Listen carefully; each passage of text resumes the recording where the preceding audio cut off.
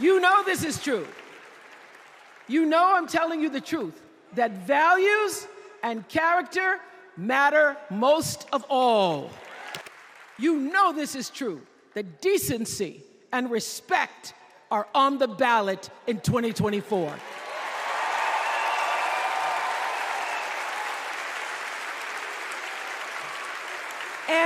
And just plain common sense.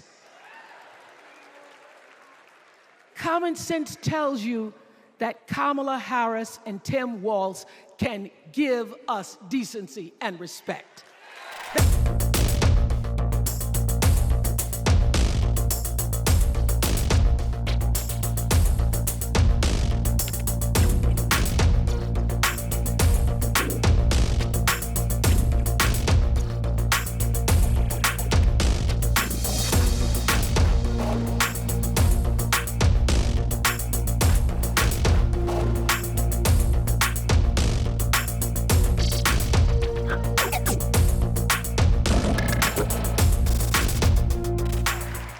There are people who want you to see our country as a nation of us against them, people who want to scare you, who want to rule you, people who'd have you believe that books are dangerous and assault rifles are safe, that there's a right way to worship and a wrong way to love, people who seek first to divide and then to conquer.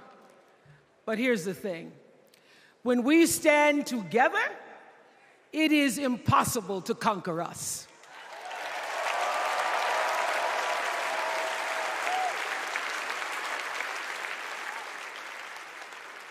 In the words of an extraordinary American, the late Congressman John Lewis,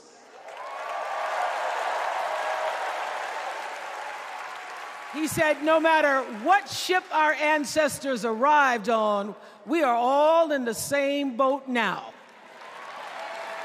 Congressman Lewis knew very well how far this country has come because he was one of the brilliant Americans who helped to get us where we are. But he also knew that the work is not done. The work will never be done because freedom isn't free. America is an ongoing project. It requires commitment. It requires being open to the hard work and the heart work of democracy. And every now and then, it requires standing up to life's bullies.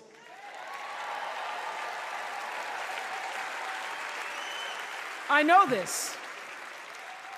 I've lived in Mississippi, in Tennessee, in Wisconsin, Maryland, Indiana, Florida, Hawaii, Colorado, California, and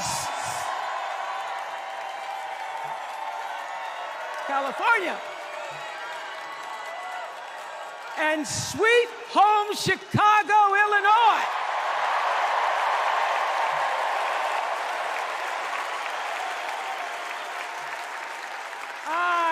Have actually traveled this country from the redwood forests, love those redwoods, to the Gulf Stream waters. I've seen racism and sexism and income inequality and division. I've not only seen it, at times I've been on the receiving end of it. But more often than not, what I've witnessed and experienced are human beings, both conservative and liberal, who may not agree with each other, but who'd still help you in a heartbeat if you were in trouble. These are the people who make me proud to say that I am an American.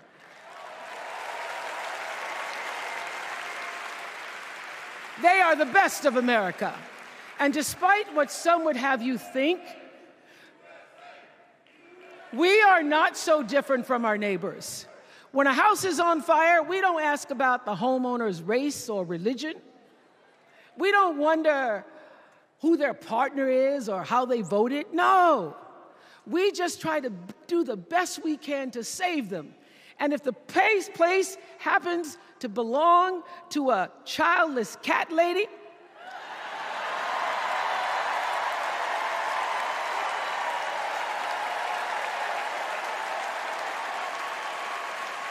Well, we try to get that cat out too.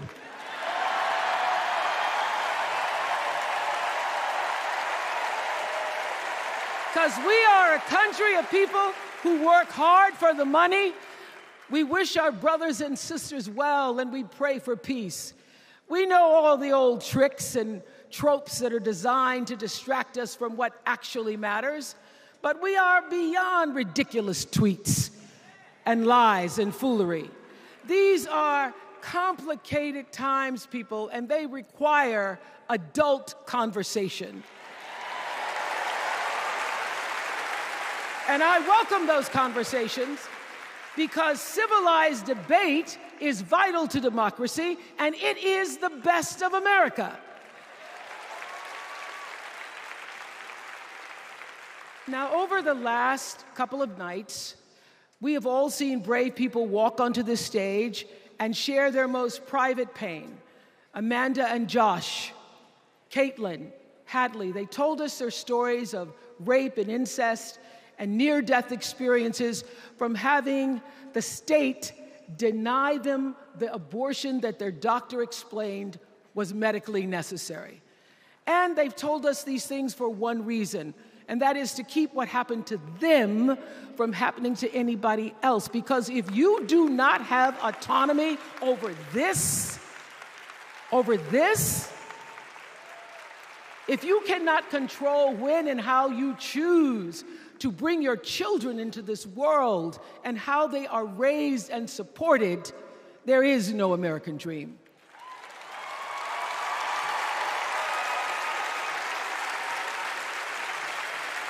The women and men who are battling to keep us from going back to a time of desperation and shame and stone cold fear, they are the new freedom fighters. And make no mistake, they are the best of America.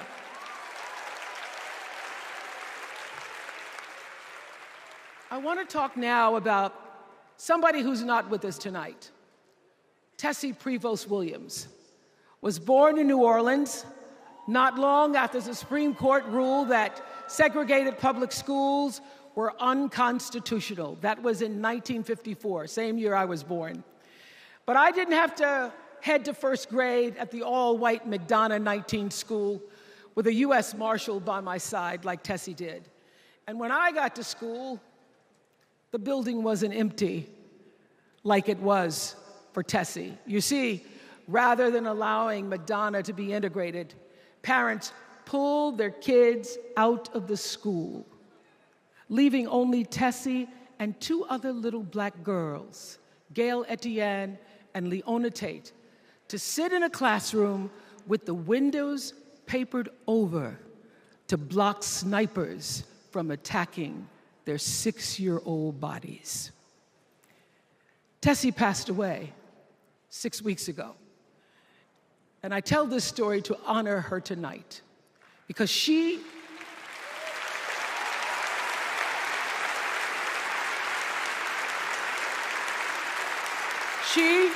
like Ruby Bridges and her friends, Leona and Gail, the New Orleans Four, they were called.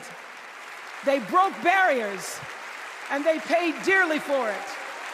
But it was the grace and guts and courage of women like Tessie Prevost Williams that paved the way for another young girl who 9 years later became part of the second class to integrate the public schools in Berkeley, California.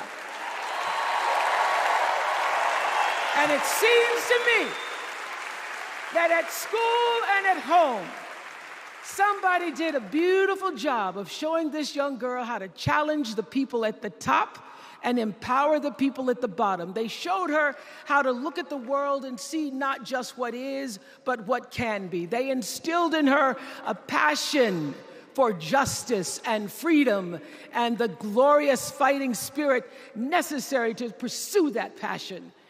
And soon, and very soon,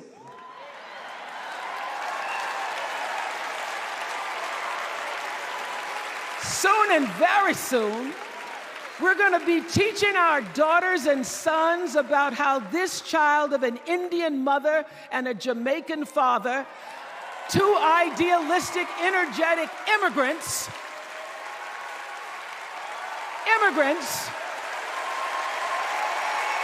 how this child grew up to become the 47th President of the United States.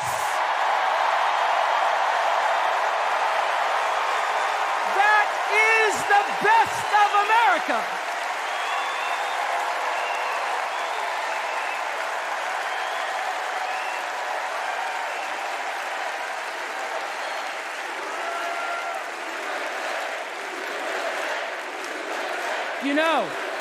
You know, let me tell you this. This election isn't about us and them. It's about you and me and what we want our futures to look like. There are choices to be made when we cast our ballot. Now, there's a certain candidate that says if we just go to the polls this one time, that we'll never have to do it again. Well, you know what? You're looking at a registered independent who's proud to vote again and again and again because I'm an American and that's what Americans do. Voting is the best of America. And I have always, since I was eligible to vote, I've always voted my values. And that is what is needed in this election now more than ever. So I'm calling on all you independents and all you undecideds. You know this is true. You know I'm telling you the truth, that values and character matter most of all. In leadership and in life. And more than anything, you know this is true, that decency and respect are on the ballot in 2024.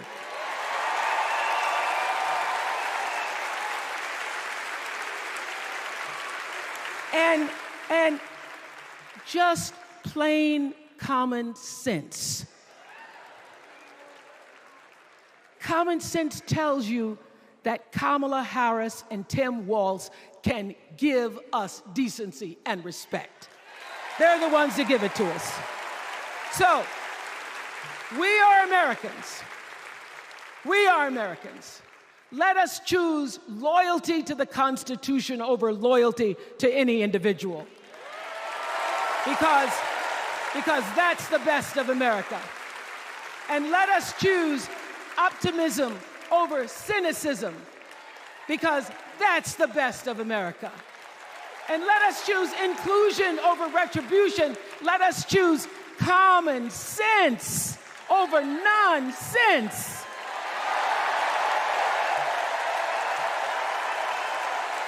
Because that's the best of America. And let us choose the sweet promise of tomorrow over the bitter return to yesterday. We won't go back. We won't be set back, pushed back, bullied back, kicked back. We're not going back.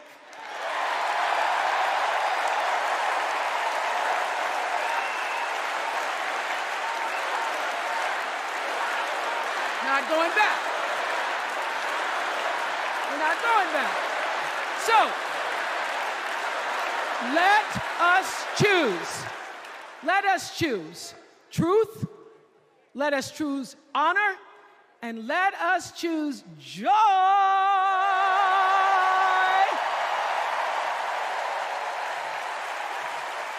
Because that's the best of America. But more than anything else, let us choose freedom. Why? Because that's the best of America. We're all Americans, and together, let's all choose Kamala Harris.